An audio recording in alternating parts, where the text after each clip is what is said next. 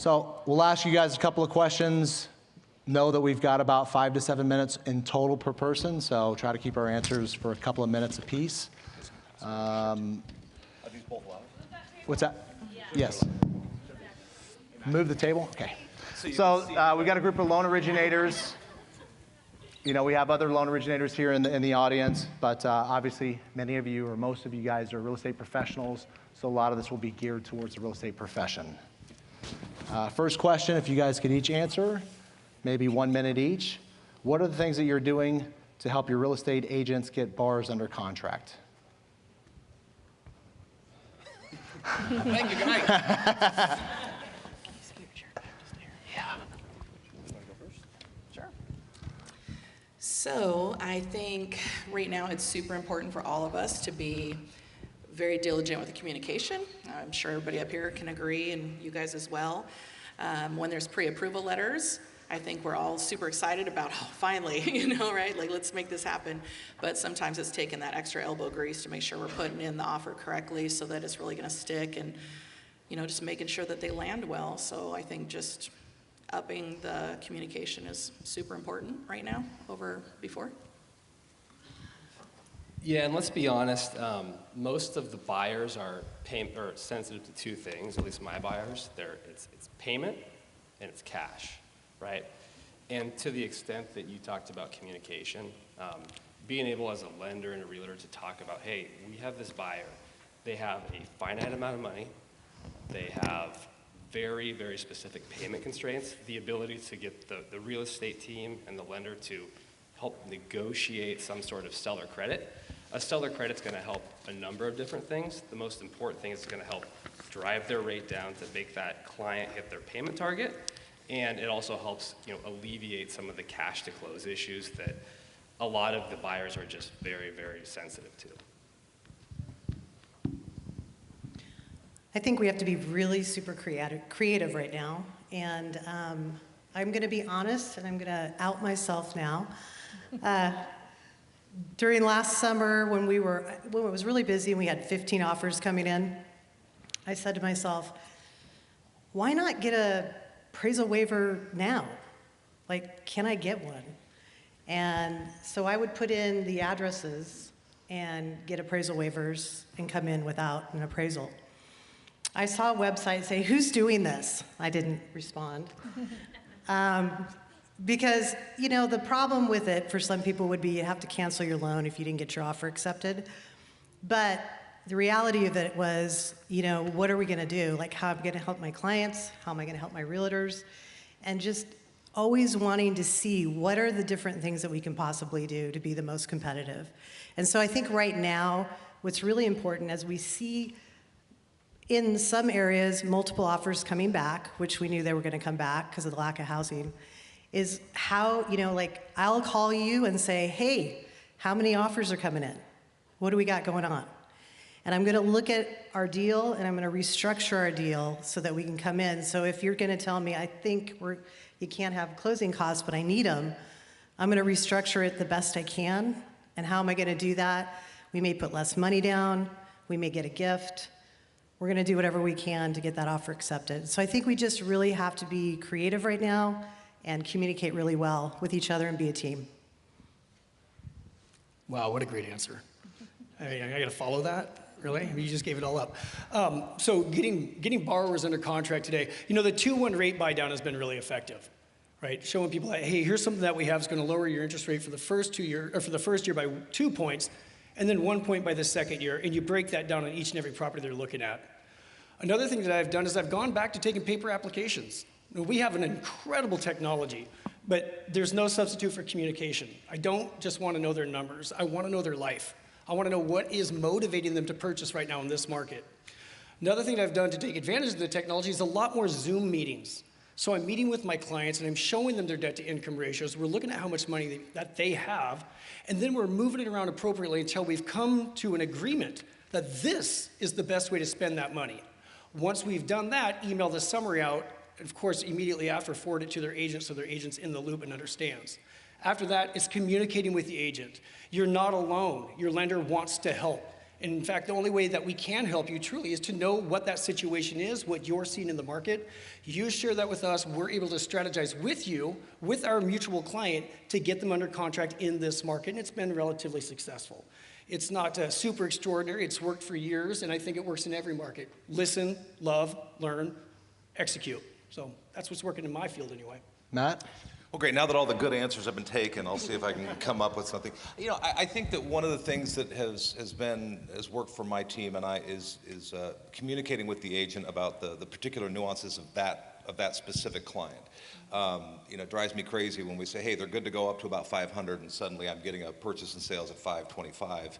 You know, and then I'm the bad guy if the debt-to-income ratio doesn't work. So I think that communicating with the agent early on about what makes this file unique, because anybody out there in the lending world would agree that every single transaction has at least some element of hair on it, right? And so if we can designate, you know, and clarify what that hair is up front, it makes things going, you know, easier to get that thing under contract. The 2-1 buy down was touched on in today's environment. That's a big deal. One thing that we've had a lot of success with is reaching out to the listing agent. You know, as a local lender, saying, hey, we're here, you can reach us anytime, 24/7, and it just gives the listing agent a sense of, you know, peace that it's going to go smoothly, and they know it's local, and then when they're looking at, if it's several offers, you know, our offer gets a little bit more attention because they remember it. Oh yeah, this is the one where the lender reached out. So just little things like that to differentiate yourself from the other offers, I think helps to get them under contract.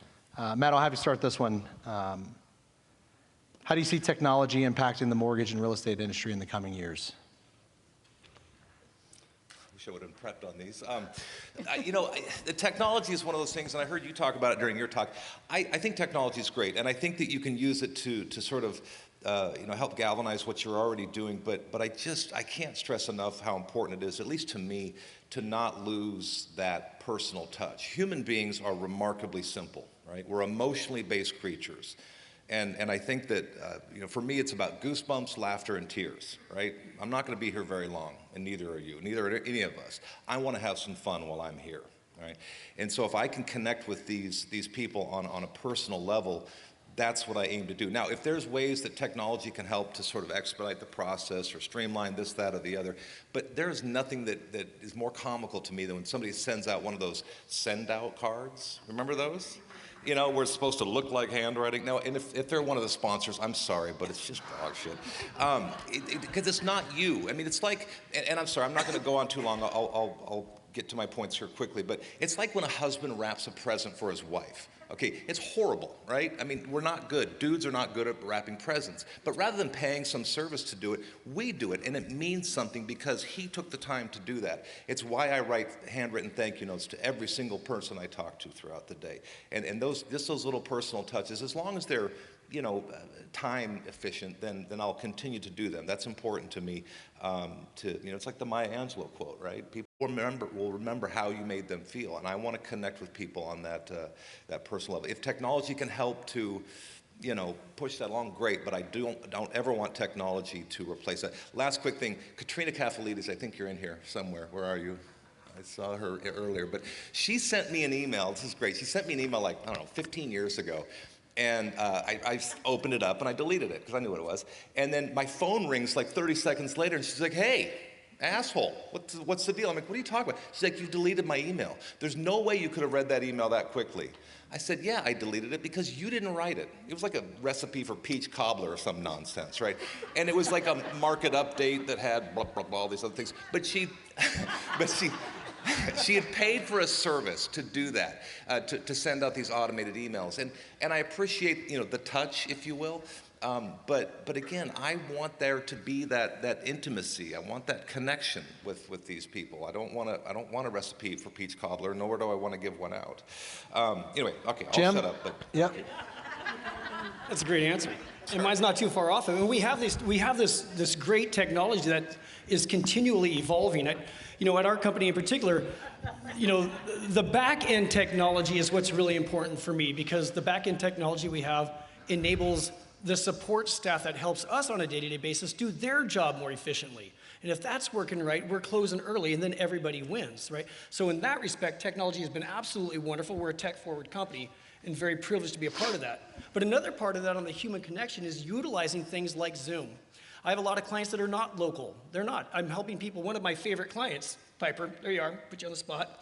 Piper's up in the Tacoma, Seattle area. So when I'm meeting with our clients, we are meeting via Zoom, but it's still extremely important to me that I'm looking them right in the eye and giving them the opportunity to do the same. So what I'm going to say is utilize these technologies in as much as it enhances the client experience, that it makes your job out there more efficient, but never, never lose touch of the fact that all of us are in the same business. We are in the people business. And we cannot drift too far away with technology that we forget that. Paula? All right. So, handwritten, that's what I use for my cards. But here's how technology has gotten better, right? You can't, I mean, I would do my cards, I'd put them on my desk, and I'd want to send them, and then I didn't address them, and then I didn't stamp them, and then they didn't get in. And then some coach said to me, Paula, just hire someone and then just put them on their desk, and then they'll send them for you, you know? And then I'm like, God, that's more money, right? Cost. Well, handwritten's great. You should look it up. You get to pick your hand, you know, and it looks like yours. It really does. But what is the point of the note? The note is to say something from what you heard, what you listened, that special conversation. And so you can still do it. So for me, that's helped me because I've always done note cards. I believe that too, just as Matt. But I needed the time. I needed to make sure they got out. But overall, technology, what I love about technology is it's helping our clients. It's helping our clients get through the process much easier. It's not so painful anymore. We can pull in income sometimes on people where we don't have to ask for their pay stubs or W-2s. I mean, they're happy. They don't have to go through that thing that we all did 10 years ago, right? So I think, again, technology is going to complement our business, but it doesn't replace our relationships with our people. Yeah, Mike? Yeah, I'll just add quickly. I've never marketed on social media, so I don't use it for that. So I've written cards. It's part of my non-negotiables. I write 5 a day. I've been doing it for 10 years. So there's probably no greater return on investment than that. So I think I share with the other panelists in that piece of it. I do think technology is going to play a key role for lenders, and like Brent was saying during his speech, you know, how you lower the cost to manufacture a loan to drive value to your clients from a lower rate. So from a business standpoint and marketing, it's not part of my business, regrettably. From an operations standpoint, to the extent that it can augment and help the process, I think there's a lot of value in that going forward.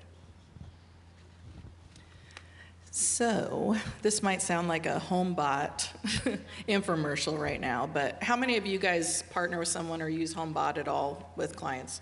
See how many people are familiar. So it's a great product. It gives you just a whole bunch of different options for lending and potentially lead generating for your referral partner as a lender. So I think that one little piece of business to help be in front of my past database is really helpful. So that would be a pro tip for any of you guys that are currently using that, because it is really hard, especially after you've done thousands of transactions, to really stay on top of all those like you want to. So I think there are some technologies that are fabulous. I really like that one, but I agree, you got to keep the personal touch, and it's kind of finding that sweet spot of, you know, taking advantage of the technology and then using the tools that we have.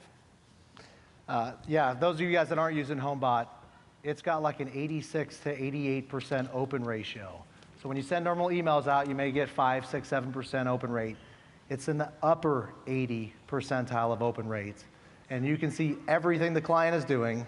So if they're starting to look for houses in their marketplace, if they click on some of the questions, you know what their intentions are. I think it's the best tool I've seen in the mortgage space and the real estate space in a long time. Azur. Yes. Let's see. Over the entirety of your career, what have you found to be the most important part of any realtor-lender relationship? I would say, am I losing my voice? No pressure. Anyways, I would say synergy. When you are really in the zone with your partner, and it's almost like you're two halves of a whole. When you are working to build each other up, you know that's your lane and this is my lane, and together we are gonna just do the best for our clients and really do amazing things. When you're vibing like that with someone, it's amazing what you can accomplish. And one of my partners that I've really had some great success with is in here. I'm not gonna name names or anything, but I feel like when you are in it, it's a beautiful thing. And you don't always have that connection. You know, you might do a handful of transactions with someone, but if you can find the right partner and get that going, you can, you know, tag team the database, make sure that everything's kind of coming back around. I just think that's so valuable, and I think maybe we're not focusing on those relationships like we maybe did before because there's so much competition and we're looking at things transactionally, but I think that is so powerful. I probably will touch on this maybe in another question, but there's maybe over 100 potential possibilities to have referral business from every single transaction that you have. If you have a partner that understands that and works that with you, the potential of growing your business is really impressive. Jim, similar question for you. Given your experience in the government, owning a painting business, and now in the mortgage business, what do you think are the most important things to maintain a good relationship with your agent and clients? Well, there's a lot there, but I think any of my past experiences, those who I partner with, they own those experiences. So my time in government, understanding the courts, understanding land use, these types of things, construction from the ground up, having an active role in the permitting process and how that affects all of us. Having built many homes, remodeled, developed, I've done these types of things, and I've gotten my butt kicked too, okay? I got through 2009, and I watched the hand of God come down and tighten that spigot real fast. It was honestly one of the best things that could have ever happened in my life. If you've ever heard Marcus Aurelius, there's a quote that says, "The obstacle is the answer." The obstacle is the answer. My experiences belong to those I partner with. But it goes beyond that. And I think anybody that works with me, my hope of hopes is that they know that. The agents and the partners that I have in this room, I've laughed with them. I've cried with them. I've held them. I know their children. They've been at my home, I've been at theirs. We've done events together. We've strategized together. We've invested together. It's real. It's not fake. It's not a phone call, "Hey, I really want your business." It's not that. I am far more interested in what value I provide to the partners than what value they can provide to me. The value they provide to me. You know, when you talk about the word loan originator, if you are a realtor, you are the loan originator. You're the one out there using your referral base, your sphere, everything that you've done, and then entrusting that to one of us. That is an honor. It's a privilege. I don't take it lightly. So for me, my experience is they belong to my agents and to my partners. And they always will, and it goes far beyond just a professional relationship. They've heard me say it often, "I'm more than just your lender. If you need me to be, I'll be your emotional tampon too." Okay, we'll end on that one. You took a massive risk putting me on this. This was supposed to be Chad, okay? But Mr. Parks is doing everything he can to keep this event together. Say, go ahead and fill in. Oh, okay, but you're warned. Mike, you get the microphone. Thanks. What are some ideas or concepts that one can use to get their business back on track? Well, I'll take it from the perspective of where I was in 2009 when I came in the business. My pipeline was zero. When you get let go from another job, you just kind of fall into lending. So I just kind of fell into it. And I did what any person would do. I bought trigger leads. For those of you that don't know what they are, it's Matt pulls credit for someone that wants to be pre-approved. And then I get the person's phone number. I call that person and try to convince them that I'm better than Matt. So that was how I got my start. And then to my good fortune, I met an individual that said, "You know, I like you too much, Mike. I think you need to invest in a coach." And I didn't have a ton of money at the time, and I took what I had and I invested in a coach. And that decision changed my life. It's never been the same. And the first thing he did was he made me set goals. So we would set, and we still do to this day, we set annual goals, quarterly goals, monthly goals, weekly goals, and daily goals. And then what we do is we look at what do I do during the day? What is my highest and best use to my business? And the answer to that question when volume is down, in all honesty, is sales and marketing. So my non-negotiables are so many notes a day, calls with people of influence that drive value to my business. And so I do those things, and the last thing I do, and it's incredibly invaluable, is to have a peer group or a mastermind. These are other lenders, some on this stage, some in the audience, that we synergize with on a weekly basis. We trade best practices. And so if you're saying, hey, my pipeline's at 0, how do I start growing it? Again, it's goals. Set your goals, plan out your day, have people that hold you accountable, and kind of the combination of all those, repeated daily, practice monthly, that will produce results. You just have to have a little bit of faith and some stick-to-itiveness, and that will be hopefully a hallmark of your success. Tony Robbins says, find someone that has what you want, do exactly as they do, you'll get the same result. Modify it, you'll get a modified result. And so the power of masterminding, I think, is, it is so important. Iron sharpens iron, so does another man's soul to another. And that is the principle of masterminding, of which you're all doing right now. Paula, I hear you currently hold the top spot in Clark County for your branch. What do you attribute your success to? It's a boring question. It's about culture. I think that's the number one thing. In any business, you have to create a culture. You have to know who you are.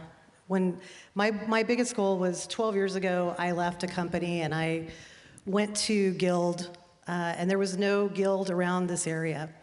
And the reason I picked that company was because I wanted to have a foundation of a business that had been in business for a long time, and they'd been in business for 50 years. And I needed stability because the market was kind of crazy then. So I chose that company. And I walked in, I sit here sometimes and go, what in the heck was I thinking? Because I walked into a 4,500 square foot office with just myself and 2 other people. But I decided, to make that move, I was going to make some changes. I left a company because there was things that I didn't like. So I decided I was going to try to do something different. And the biggest thing for our group is teamwork. We have it on our wall, and we live by it. It's about coming in and helping one another, collaborating with each other, being connected, and coaching. Coaching is really important. A lot of people have talked about that today. But I think right now a lot of people feel very alone. As I'm out recruiting sometimes and talking to people, I got a text, hey, it was so good to sit down and talk to you because I just feel like I'm on an island by myself. And I think we're challenged right now because of COVID. And we have a lot of people working from home, and it's hard to keep that connection within your branch when everybody's all over the place. So you have to be intentional with what you're doing and put things on your calendar and make sure you're checking in with people, make sure you're providing training and sharing. The original question was, they were going to ask me, what do you do? And then he said, well, do you really want to share what you do? And I said, I don't care. I share it every day. It doesn't matter. We all can do some of the same things. And right now, it's 2 things. All we can control is our activity and our attitude. That's it. That's all we can control. So that's what I try to do every day. I love that you come from a place of abundance, not scarcity. Oh, sorry. Matt, last night at the VIP dinner, you talked about database management. I've learned that you're an expert at database management. So can you drop some nuggets on us? It's not so much that I'm an expert in database management, it's just that I'm terrified of cold calling. And I mean that. I've never once in my entire 25-year career made a single cold call. I know it's a goofy thing to be proud of, but I'm very proud of that. When I started, I called up a buddy of mine in Sitka, Alaska, where I grew up, and had him send me the phone book, and I went through with a highlighter and highlighted every single human being that I knew, or that, my little brother's 2nd grade teacher, my American government teacher from high school. My American government teacher from high school named Bob Petruski. That dude has made me over $250,000 over the course of my career. He's a teacher in Sitka, Alaska. And I swear to God, he has made me personally over $250,000 by virtue of referrals and things of that nature. So I just think the database is critical. And for those who are not plugging every single human being that you know into a database and making sure that every single one of those people know exactly what it is that you do for a living, you're missing an opportunity. If you go to your dentist and you find out that he bought a house or that he refinanced his mortgage and he or she didn't use you and you're kind of all bummed out about it, that's your fault. You need to make sure that all these people in your life, your wife's bunco girlfriends, your husband's hunting buddies, all those people need to know. Those are all golden opportunities. And then the one other thing, just to kind of segue a little bit about the database, I think that look, we're sitting in a room where we have, 200 or 300 of our competitors, right? We're all in the same industry, but if we're being honest, we're competitors. And so I don't want to do the same old stuff that everybody else is doing. I want to find ways to inject my personality into the process in an effort to differentiate myself from the Jim Meisners and the Paulas and the Chads and everybody else and the Michaels out there who are very solid producers. And so, we're all slinging the same commodity, right? There's no big difference from one company to the next, but it's the individuality that you bring to the table. So like I do, or I used to do classical music CDs, and those became a little bit, kind of went the way of the dodo. It's like sending out an 8-track take of the Doobie Brothers or something. So I have to find a way to stay somewhat relevant. But again, I want that personal connection, and it starts with the database, and I don't want to just be knocking on doors or cold calling. I want every call to effectively be a warm call from the outset. So, Awesome. In a nutshell. Okay, group conversation. What are the biggest challenges you are facing in our industry at the moment? Anybody want to tackle that one? Jim? Well, I'll tackle it because not only do I see it as an issue that we have right now, I see it as an issue that we had last year and the year before, and I see it as an issue of greater and growing concern as we move forward. And the issue is inventory. You see, we're pumping out way more babies than we are homes. It's more expensive than ever to build a new home. Ask any builder. Developers are continuing to feel the squeeze of the Department of Ecology, of our local municipalities. All the red tape that you go through, you're spending $45,000 before you turn a shovel, okay? There's far less risk in the rental market. So what do big companies do when that becomes the case? It's happening all over our country and we're seeing it. Big investment firms are buying single-family residential and they're turning it in to their own personal portfolio. This is going to be a growing problem for all of us. I think that this has the potential to reach a crisis point if we don't really take some aggressive action, work with the National Association of Home Builders, work with our local commissioners. Okay, that's who you want to talk to. They're the ones that have some influence on this. Our state governors, our state senator, you have to talk to them about this stuff because that is just it. We are seeing less and less inventory. Here we are in this market. How many homes are in the active listings right now in Clark County? Anybody? It's less than 1,000, isn't it? Less than 1,000. And look how many people there are in our community. So I see this as a growing concern. How do we get ahead of this? Well, that's anybody's guess. It has to become more affordable for people to build what we sell. That's my 2 cents on that. Anybody else? Oh, by the way, if I may, that is also the thing that gives me hope, right? Because as long as people continue to fall in love and have those babies, you're all going to be gainfully employed. I do think it'll help market. I do think it'll help home values, right? We'll see some drop, we'll see some decline, but you also, when you're looking at the month's inventory, make sure you're backing out the houses that are on contract. So currently, nationally, once you back out the loans under contract, it's 1.8 months. So I don't think we're going to see a rapid decline in values because inventory is still extremely low. Exactly right. I think the question was the biggest challenge facing the industry, and for the buyers that I come across, to Jim's point, I think a lot of it is just fear. They're fearful. They hate their payment. They watch too much news. And to some extent, we just have to be professionals and get back to basics and really convey the value of home ownership and what it's done over time. I mean, if you bought a house in 2006, you overpaid for it in 2006. If you still have that house today, it's worth twice what you paid for it. So yes, home prices are high. Yes, interest rates are high. Yes, the media says it's a terrible time to buy. But at the end of the day, these people they're drowned in information and they're starving for knowledge. And they need pros on their side to help reinforce the positive impacts of home ownership. And so I think a little dose of that can really go a long way to take that fearful person and then turn them into a potential buyer. Well, the elephant in the room is rates, obviously. I'm kind of piggybacking what he's been talking about as well. Mike's on point for that. Just getting creative with financing, trying to find some ways to make the numbers still work. Property values didn't really go down very much, but the rates went way up, so a lot of people weren't able to look at the same things that they previously were, and it hurt their hearts, right? So there's been a lot of people on the fence.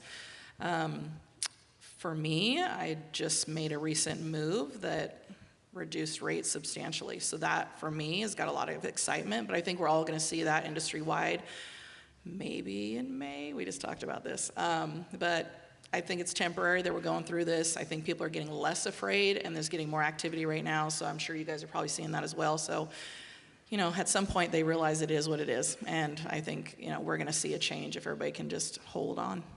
Yeah, it's encouraging, at least for me, what we've seen nationally, at least at Cardinal, is our applications from December, which December applications and locks were probably a 15-year low, so that was our low water mark, but applications are up 80% so far this month from last.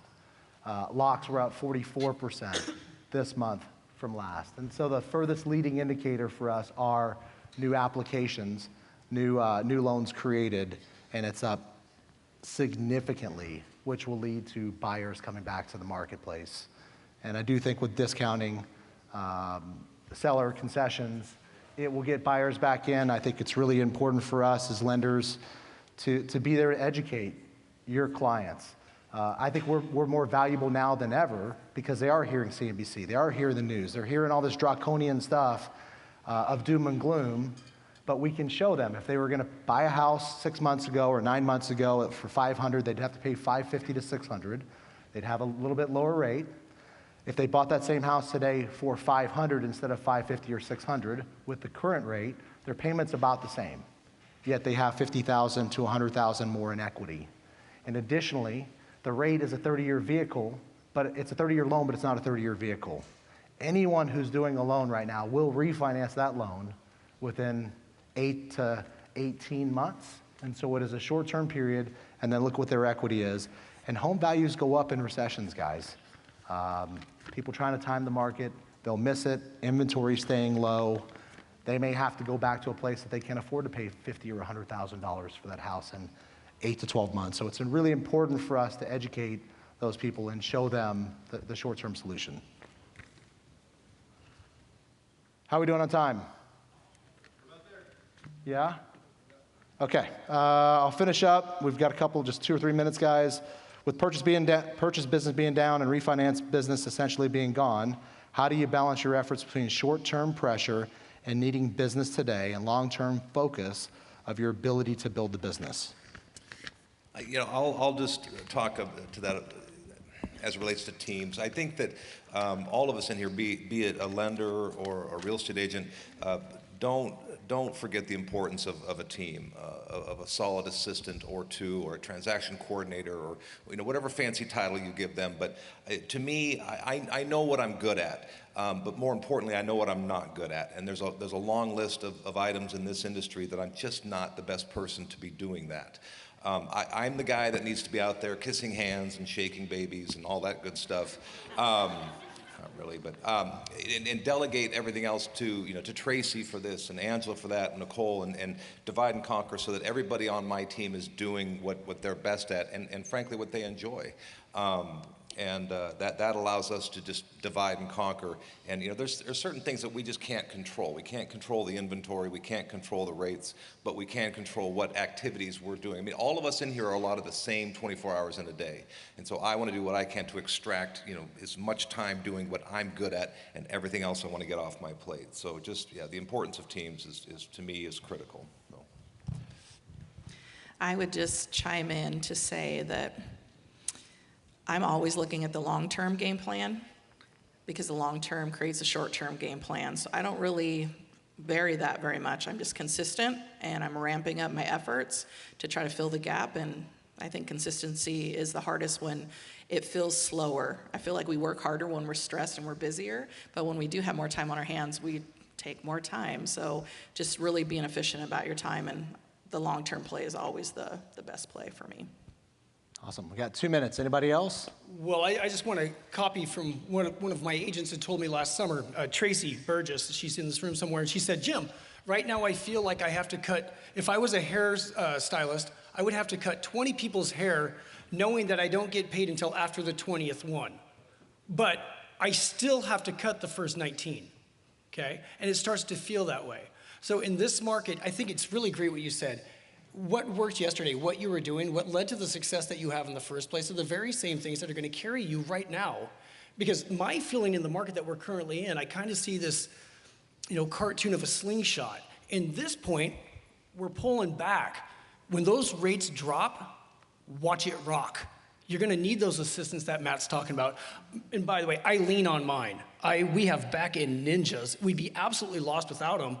And quite honestly, they spoil us to the extent that sometimes they go, man, I better sharpen my pencil because these guys are so much smarter. I don't want to get a little bit lazy, because they're just really that good. So just keep consistent, keep on going. Get your butt in your chair, okay? It's not doing you any good to complain about the market while you're out golfing on a Tuesday. All right, we got work to do. Awesome. Thank you, guys. Amazing shares.